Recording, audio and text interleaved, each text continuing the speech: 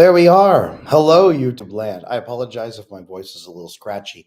I lost my voice for about 4 or 5 days. This is why I wasn't here last week.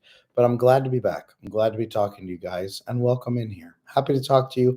Happy to see you guys. Chat, good to see you. Meg Clark, Anonymous G, always good to see you guys in here and welcome. Welcome. Tonight, how to fix your attachment style. In fact, how to repair your attachment.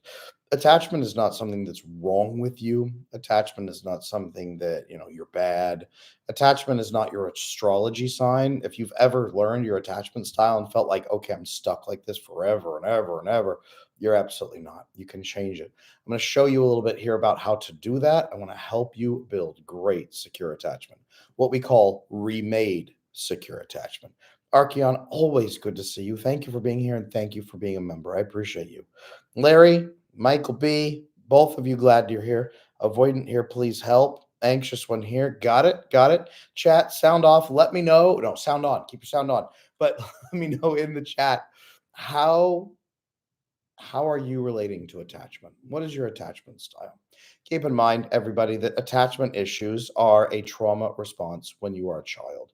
It's an infant or toddler trauma response. Someone consistently made you scared and overwhelmed and hurt over and over and over and over, whether they intentionally did it or meanly, violently did it, or maliciously did it, or accidentally did it, or absent-mindedly or neglectfully did it, or they were hovering and obsessive and anxious themselves and did it by that means. Maybe you were in daycare way too early. Maybe you were in the NICU for way too long. There's so many things that can lead to this, but you had a trauma response and said, I will never, ever, ever be this scared and hurt ever again, even if I'm never close to anyone ever again for the rest of my life. And your toddler brain made a decision that your adult self is living with. Yes, it can be undone. Attachment can be repaired. It just takes a bit of work. Chat, glad you're here. House office, always good to see you. Thank you so much for being you. Jenna, I'm a female DA. Got it. Thank you for letting me know. There's a number of female DAs here on this channel. Georgina, disorganized, so awful. You're not awful. It can feel awful for sure, but I have a very special place in my heart for disorganized people here on this channel. So glad you're here. Sasha, thank you for being here. I appreciate you. Anxious, got it. Ladies, God, okay. Avoidant with an anxious girlfriend who just broke up with me, breaking my heart. Interesting. I do find that a lot of avoidant men, there does come a time when someone really touches their heart and gets in under their guard and cares for them in a very authentic way. And they release oxytocin, and you finally feel what it is to love. And then when that person steps away, it finally helps you understand what it's like to lose somebody you really care about in that way. Not that you've never felt pain before, but that severing of the oxytocin bond can be so overwhelming. It can shock some avoidant people right out to the place where they want to fix their avoidance. And that's usually where they're ready. So glad you're here. Very glad you're here and happy to talk with you. Jensky, hi Adam, looking forward to this live. Great, glad you're here. I feel you right there with you, 100%. Attachment, you guys. What is the fastest way I can show you how to fix attachment? Because it's fixable, it's repairable. Attachment, again, does not mean something's wrong with you. It means you have a trauma response and you're doing something that's suboptimal for your current environment. You learned as a child, as an infant or toddler, that the only behavior pattern that keeps you safe is to not be around other people emotionally and intimately connected and trust them or open up and reveal yourself to them. Maybe you learned as an anxious person that you have learned helplessness and you are helpless and feel helpless. So the only thing you can do is fawn, fawn, fawn to try to make people like you. It's a fawn response because fight or flight does nothing for you. Maybe you're avoidant and that fight or flight is kicked on almost all the time on a hair trigger. And it doesn't mean that you're mean or awful. It just means that you are ready to put up really hard boundaries or you're ready to dive, roll out the window and escape when someone talks about commitment. Because to you, that feels like a losing game. You probably commit other places in your life and you're not afraid or cowardly. But for a losing proposition like a lifelong monogamous relationship that's doomed to disaster, it probably feels hopeless and you need to escape. So, unfortunately, very common. Emma, glad you're here as well. So, how do you start fixing attachment? Well, you guys, I started down this journey years and years and years ago when I was 20, 21, somewhere in there. And I had to white knuckle my way through fixing attachment on my own attachment. I said, I can't live this way anymore. I'm miserable. I hate my life. I don't respect myself. I had numerous girlfriends, not at the same time, numerous sequential girlfriends, that the relationships were really bad. I was nice guy tendencies. I was approval seeking. And I hated it. I didn't even like myself. Like, how would anyone else like me? This is awful. I found that I could not form really healthy relationships. And at the same time, I couldn't put up healthy boundaries either. And I said, this sucks. No one wants to be around me because I'm acting this way. And I need to fix it because I'm unhappy. So I said, I'm going to have all the conversations from now on that I've been avoiding. If it scares me, I'm going to do it. If I'm nervous about sharing it, I'm going to share it. If it's something that would prevent me from disrespecting myself, I'm going to do it. I'm going to stick to my principles and my goals, and the people that like me, awesome, and the people who don't, oh well. I was going to lose them anyway down the road, so I may as well lose them right up front and not get overly invested with them. So it made all the difference in my entire world when I stopped trying to cater to my own feelings and instead pushed through toward my goals. And when that happened, I fixed that anxious attachment process. It sucked. It was painful. I had nobody to tell me that it was going to be okay on the other side. I had nobody tell me, you can build secure attachment. There's a better way of living. It was, at least it won't be like this. And when I fixed it and became more secure, suddenly I had amazing friends around me. Suddenly my conversations went great. My relationships were awesome. I met my incredible wife and we built a great life together. We just had our 16-year wedding anniversary a couple weeks ago. We have 5 kids together and we're raising healthy, securely attached kids. I even have a securely attached dog in the mix, the attachment corgi. And all of it happened because I white knuckled it so long ago. But I want to make sure nobody else on the planet ever has to white knuckle it alone without knowing that there's something good on the other side. So, how do you fix your attachment? You have the conversations. Number one, you document the conversations you're afraid of. You sit down and take stock of the things you are afraid of doing that would probably get you toward your goals, but you're feeling an overwhelming fear trauma response that's stopping you. Number one, make note of the things you are not doing that probably would help so much, but you can't bring yourself to do. If you are disrespecting yourself or losing self-respect for the principles you violate or the goals that you violate, those are a lot of those times that you have to work through those and figure those out. You may not be able to do them up front because your nervous system is not tuned correctly. And you're going to need to do step number two, regulate your own nervous system. A lot of people with attachment issues have unregulated nervous systems. Avoidant people don't have oxytocin or GABA, so they don't manage their cortisol levels. They're just like flooding out of control all the time, unregulated. And they think they're the most disciplined people on the planet because they're constantly white knuckling their stress level. And they think that that's going to help them. They think that that's discipline and they think that that's normal.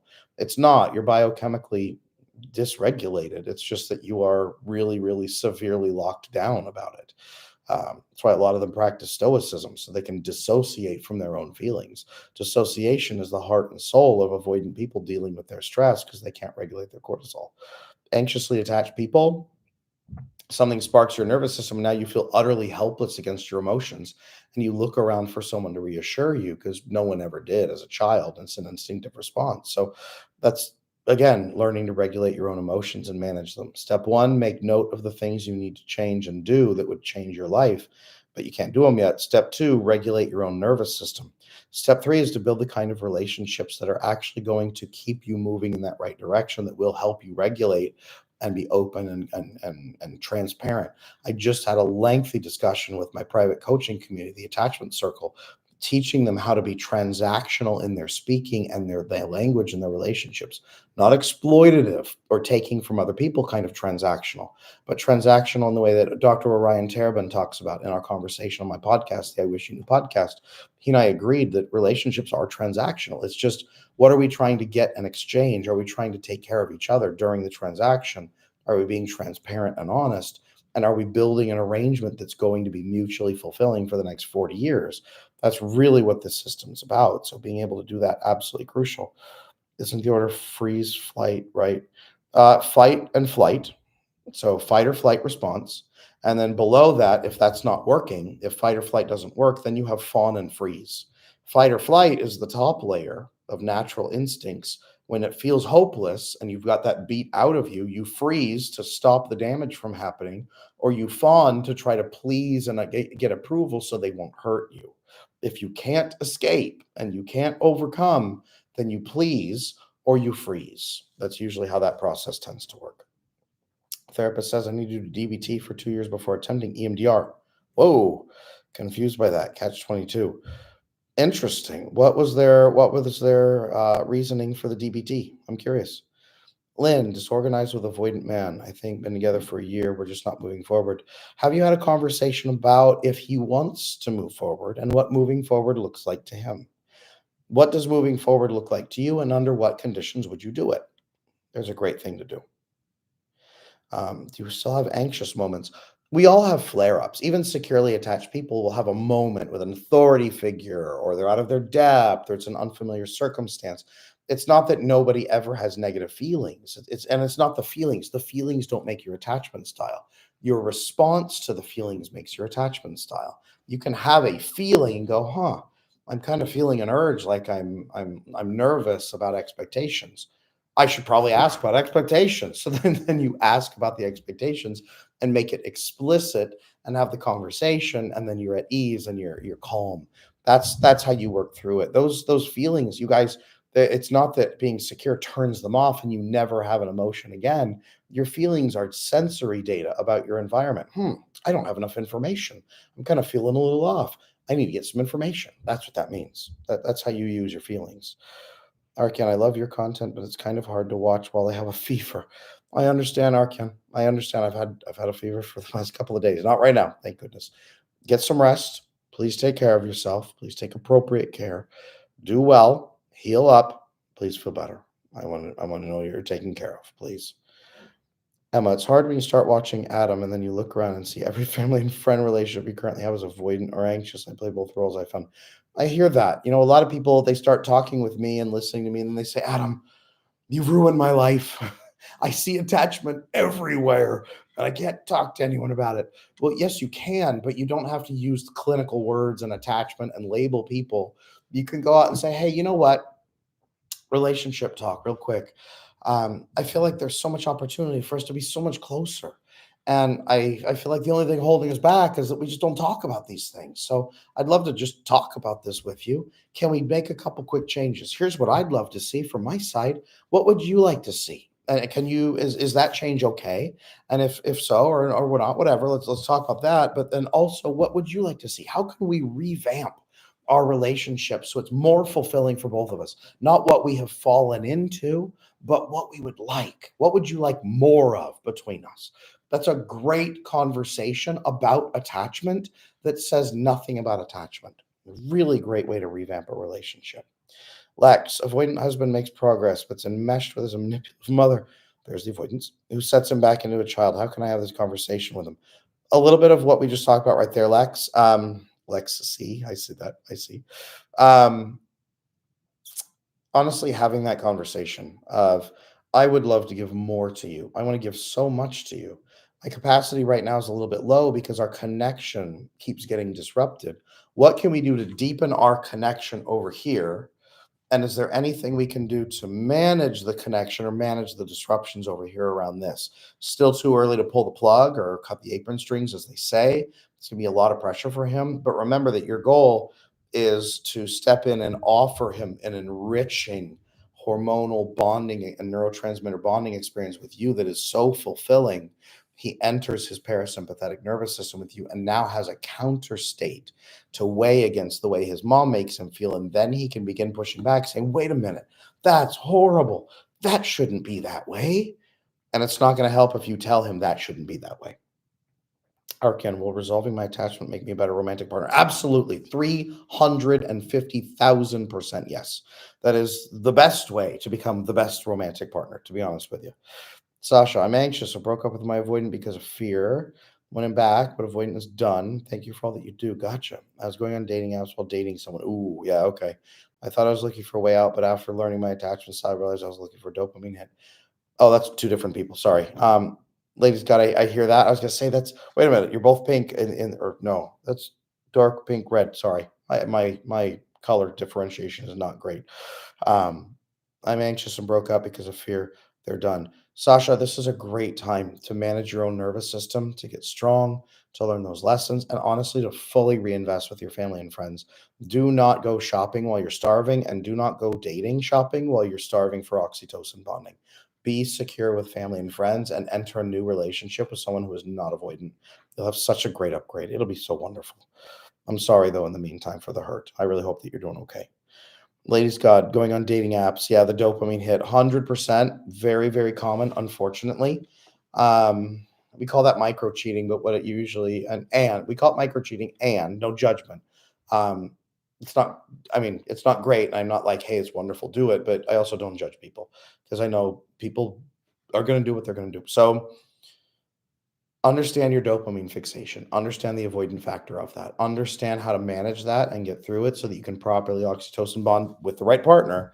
And then you shouldn't have that challenge in the future. And if you have the temptations, again, the temptation, the flare up of feelings, that itself will actually give you notice that something's off and that you need to do more appropriate bonding and fulfillment with your partner, or even sometimes just by yourself, recharging by yourself.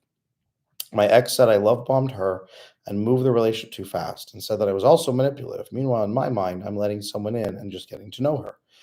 Well, for your ex to say you love bomb me, you move too fast, you're manipulative. Is it possible that you were? Maybe. It also sounds like this person might be spending a little too much time on TikTok and is throwing around a lot of terms so they don't have to take responsibility for their side of the relationship. I don't hear, for example, like I moved just as fast and didn't say anything. I enjoyed the love bombing and dove in deep with you. I let you manipulate me without saying anything about it. I also don't hear that. And I mean, maybe you're a horrifying monster. I don't think so, Michael, but maybe you're a horrifying monster who overran their objections constantly and they really did vocalize it. But if they were that securely attached, they probably would not have been in the relationship with you or allowed you to do those things. So do them. So there's two sides of every story. I would say take a step back, look at how you're bonding, look at why you're bonding that way. A lot of avoidant people do rush in with a lot of dopamine, and they're trying to exchange dopamine with the other person, and they're also pursuing them from an intellectual and dopamine angle, a dual angle of intellectual and dopamine hit. And that's usually where you get into some trouble. Archeon, on a separate note, my psychologist said I might have major depressive disorder along with anxious. Well, that would make sense, Archeon, a little bit because you've had a lot of felt held back, felt helpless, struggled quite a bit in those areas. No, again, no judgment, but it would make some sense if there's some features there like that.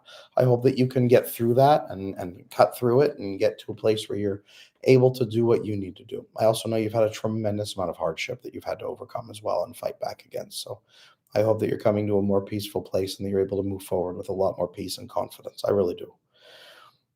Yuri, most likely I'm avoidant type, trying my best to fix it. Is it fine to become really annoyed by my partner with no reason and having fear of seeing her and feeling all these negative emotions?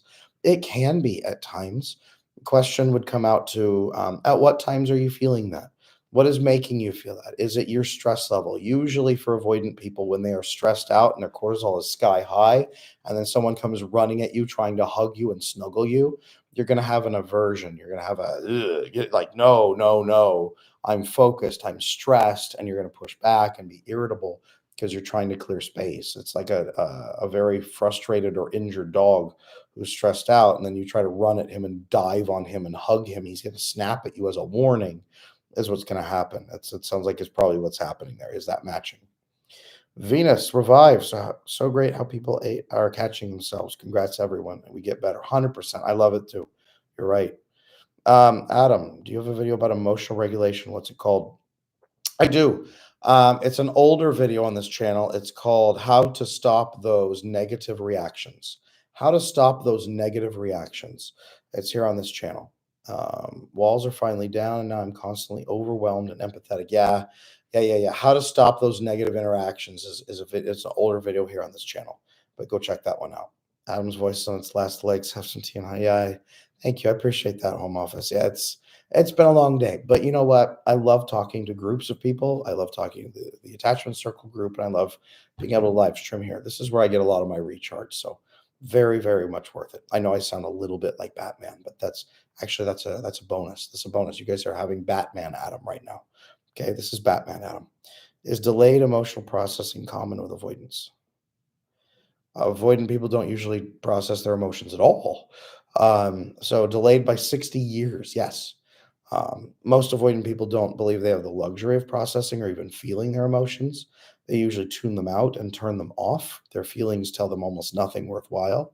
Feelings are something to be overcome so that you can just go back to work and finish your 18-hour shift. Is usually what avoidant people will say. I hope I recognize oxytocin when I get it. I worry that I won't know healthy and safe relationships because I only know dopamine ones. You will feel it, Emma, as a the vagus nerve stimulating in your chest. It will feel loose and relaxed, and your breathing will be deeper. Your heart will beat differently. You'll enter a rest and digest mode where you'll start feeling serotonin flood. You'll start feeling warm in your chest as the blood heats up in here.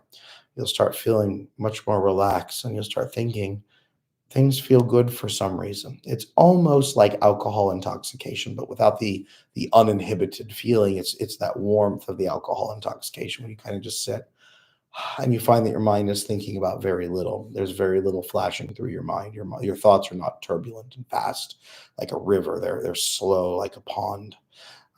And then you'll begin feeling a bit more content. You'll find that you'll be surprised actually at a moment when you say, wow, I haven't thought of anything in a bit. I've actually been just in this moment. And you'll notice that you're listening a little bit deeper to people's words. You're taking a little bit longer to respond. You're just feeling peaceful and calm in that moment. And that's usually where you start feeling that oxytocin. That's what that usually feels like. Brilliant. Thanks. We've been married 2 years. He won't leave her house. We live in different countries. That sounds very complex. It does sound like sitting down and identifying what you're looking for, what your goals are, and then lovingly presenting those to them and asking what their goals are and seeing where maybe you guys align and seeing where maybe you guys can work toward a deeper alignment. And what can you do to sort of reach those goals together as a team? There should be an opportunity focused conversation, not a stressful or mad one, a good one. Bruce Lane Smith. There you go. There you go. If I've cheated, made efforts to change, heal, and do better, yet still want another chance with my ex, is that a sign I'm anxious? No, not at all. If you've cheated, made efforts to change, you've healed, and you do better, you want another shot with your ex, that's a sign of anxious. No, that's not goose. That's not a sign of anxious attachment. That's sounds like you want to reconnect with a partner. Now, why do you want to reconnect with a partner is the question. Why? I've been seeing videos about bonding with a man by stressing him out. Would you speak to that? Yeah, that's wrong. I know what they're talking about. Um, so stressing him out is not the key. Of Vasopressin bonding is released when you are both faced with stress, or one of you is faced with stress, and you unify as a team and solve the problem together, and thereby relieve the stress. What the signal that is sent is, we got through this together. There was stress, and you stood by my side, and we did it together. You weren't just nearby, we did this together. When you are with me, my stress is decreased. We handle problems and overcome challenges together. That's what that means. I have probably 7 or 8 videos here on this channel. Just type Adam Lane Smith vasopressin, Vasopressin, and you will find that.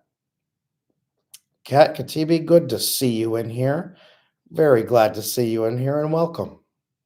I know that you follow me on Twitter as well. We've had some conversations over there. Good to talk to you. Thanks for your answer earlier. It made me laugh. You're very welcome, Daniel. Trying to hurt someone's feelings on purpose. Normal for an avoidant. Trying to hurt someone's feelings on purpose. It really depends what the purpose is and how deep the hurt goes. Sometimes an avoidant person will stress you out to test you and see what you'll do.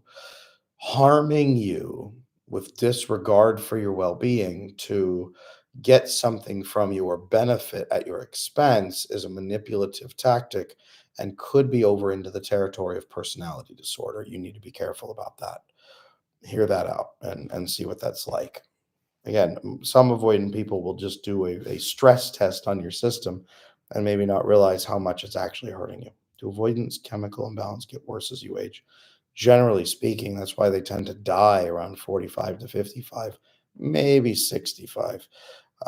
because of the heart issues, because of the cancer, early heart attack, early stroke.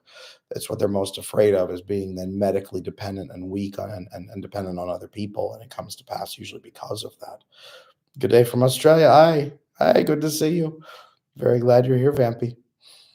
Is 9 months usually long for a snapback as the avoiding ghost is back? No, no, 9 months is about right if they cycled out, went with someone else for 6 to 7 months. Their the dopamine novelty dopamine died. Now they're back with you because they cycled out of the other relationship. Now they're back to try to get more novelty dopamine with you because it's refreshed. So that means they've been eating somewhere else, and now they're hungry for what you serve. Is usually what that means. Not always, but very typically. Guys, I want to remind you, for anyone who is open to it, I have the attachment immersion retreat that's coming up May 1st up in Vail, Colorado. You can find information about this on my website, adamlanesmith.com. It is the first retreat I'm hosting. I'm working with a really great company who's been doing this for decades. So it's my first retreat, but it is definitely not theirs. So it's going to be a luxury experience. If anybody out there is looking to join the retreat, make sure you check out my website, adamlanesmith.com, or shoot off an email to support@adamlanesmith.com. I'd love to see you there. I'd love to host you. It's a small group gathering, maybe 25, 26 people max, because I want to be able to give really personal attention to every individual person and really small groups as we work on skills together. So let me know if you're interested in joining. I'd love to have you there. Edith, good to see you here. My ex-husband is avoidant. I'm anxious. However, he wants to be friends and is more careful after the divorce than before, but closed emotionally, cares financially. How can I approach him to open? Cares financially, so he's taking care of you, but emotionally distant, wants to be friends. That's usually what happens when I hear an avoidant person think that you are emotionally dysregulated. They don't understand your feelings and they feel like you're a liability, so they have to manage you. So that doesn't mean it's true, but that's usually what they say and how they're feeling. It's what they come and tell me when I work with them. So the answer, generally speaking, is I would love to have more with you, but I'd also like to make sure that we are a healthy, bonded friend working together, or however it may be. I would like to be at ease with you and you at ease with me.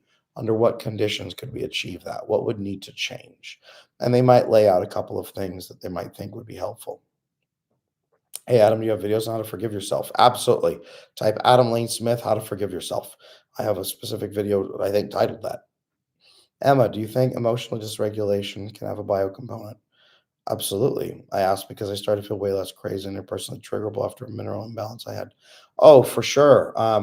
Keep in mind that even with attachment challenges, if you have good oxytocin, good GABA, and good healthy connection, you still need adequate magnesium to synthesize the melatonin to sleep at night. Magnesium imbalances and magnesium deficiencies is linked to a tremendous number of anxiety disorders, depression disorders, eating disorders, so many disorders that are out there, things that the filters would catch and ban me for even talking about. So magnesium, overwhelmingly crucial. Zinc, um, selenium, so many pieces. Do some work, maybe work with a nutritionist or something like that. A lot of things can get so much better. I laughed so hard when you said don't go back to dating. I already started. We'll rethink. Thank you. I hear you, Sasha. That's totally fine. I'm not saying don't go back to dating. I mean, while you're taking some time, spend some time with friends and family. Don't run back in and rebound with somebody because you're starving. That's what I mean. Get your fill with friends and family. One of the best things. Do you do one-to-one? I sure do. I also have my certified coaches that use my attachment methods as well. All of us do one-to-ones. If you want to jump on adamlanesmith.com, you can sign up for actually a free discovery call with the team where we go through and we lay out your options. We give you some of the specials that are on right now. I have a lot of coaching offers on sale right now for Valentine's Day. So if you've wanted to coach with me as an individual or a couple, that's some of those things. Some of the services we offer are up to 50% off. So check that out on adamlanesmith.com. I have so much available, you guys. I really want to help. Whoever's ready for help, I'm here. Adam, do you and your associates take insurance? We do not, because insurance covers healthcare. This is coaching specifically, which is directive and solution focused, which is why it's shorter than 5 years of therapy or $20,000 of therapy spread over 10 years. We don't do that. We do, however, offer special deals right now because it's Valentine's Day. You could do a free call with the team and figure out what your needs are and how we can help, and then we can make those offers to you and show you what the special prices are on the back end. So support at adamlanesmith.com is the best email. I'm going to send that to you guys. Anyone who needs it, you're welcome to. Um, Anyone who needs to email us, please shoot me an email. Let me know what you need. Is there love? If there is love in a relationship, but I'm not in love, should I work to try and develop falling in love? Been together 22 years, married for the past 5, no fussing. So you were together for 17, then got married, just living life. It sounds like you are lacking vasopressin and oxytocin bonding both. And what you need to do is massively rekindle the hormonal bonding that's not there between the two of you. You probably have both of those hormones missing badly. And that's that feeling. There's also the experience of needing to be with someone that you truly respect. And that can drive a lot of desire as well. If that's missing, that also can be gone. I work with a lot of couples who have that same challenge, not just you. I want to tell you that you've helped me so much. I really appreciate it. Thank you, Jack. I'm so glad to hear that. I am so glad to hear that. How are you doing better? How are things better for you? Would love to hear. I don't need this right now, but since you were a couples counselor, do you still give couples advice on calls? Yeah, absolutely. I work with individuals who want to work on their relationships. I also work with couples regularly. I had numerous couples come in for coaching just today, or individuals who come in and they're the one working on the relationship primarily, and then they go work on it with their partner. Um, Jakeem, I may be interested in an avoidant, yet I am a Sigma female, so I can respect related seclusion preferences. Am I right, wrong to respect it, or am I fixing him? Honestly, whatever is going to build a sustainable and fulfilling relationship for the two of you with open, transparent communication, in a calm, easy back and forth relationship where you guys are having those discussions and being very clear about what's happening and why. Build the system that works for the two of you. It's going to look different than my marriage is going to look. It's going to look different from Joe's marriage and Sarah's marriage. It's going to be different. Have the conversations is the point. Be able to have the conversations. Honestly, thought love was just a fairy tale and not achievable. I feel like we're going into a song, but yeah, no, I hear you. It is achievable. I mean, you guys have been together 22 years and never felt love at all in that way. It sounds like a lot of hormones are probably missing. A lot of those pieces are needing to lock in. Vampy, still no contact with Mr. X avoidant. Sorry, you guys. My throat's about to give out on me. I'm probably gonna have to go pretty quick. Still no contact with Mr. X avoidant for 5 months now after 3 years of off and on. I'm thankful for how being with him has taught me what I need for myself to fully heal and work on going forward. I'm glad to hear that you have a good perspective. You're lesson focused, which means you're processing it on the left side brain, which is good. You're not overly obsessed with the right side brain and stuck and fixated. As you move forward with those lessons, that's excellent. That means you probably are ready to reframe into a new relationship, most likely. It's just going to come down to what are you willing to do and how fast are you wanting to move. House office, quit chain smoking. No, I hear you. I haven't lost my voice this bad from a sickness in years. So whatever flu is going around, you guys, just please be careful. Wash your hands. Take care of yourself. Um, Time for whiskey sour. I maybe not. I think I'm. I hear you, but I think I'm gonna have maybe some warm tea, and probably go to bed. To be honest with you, get some rest. I think rest is the best medicine. Um, I think I can hear my voice is dying, you guys. Okay, I will be back tomorrow night. I'm going to do what I can to take care of my voice. I will be back tomorrow night. You guys are welcome to email me at support@adamlanesmith.com if you have questions. If you want to hear the specials with the coaching practice, we do have 2-for-1 on my courses available right now as well on the website. So if you're wanting to fix your attachment and learn how to build an intimate relationship with an avoidant man, make sure you do not miss the 2-for-1 courses available on Adam Lane Smith right now. Again, the retreat is open. There are very limited spots and they're selling out really fast. So if you're wanting to join us at the retreat up in Vail, Colorado, the first week of May for a luxury practical training experience with me, I'd love to have you there. Check all of that out on adamlanesmith.com or just send me an email at support@adamlanesmith.com. Me and the team, we will get back to you. So take care of yourselves, you guys. Very good to talk to all of you. Very glad that you've been here tonight. Thank you so much. I appreciate all of you. And I will see you tomorrow night, same time, 7 p.m. US Central Time, same hour that we're in right now. We'll talk soon. Take care of yourselves till then.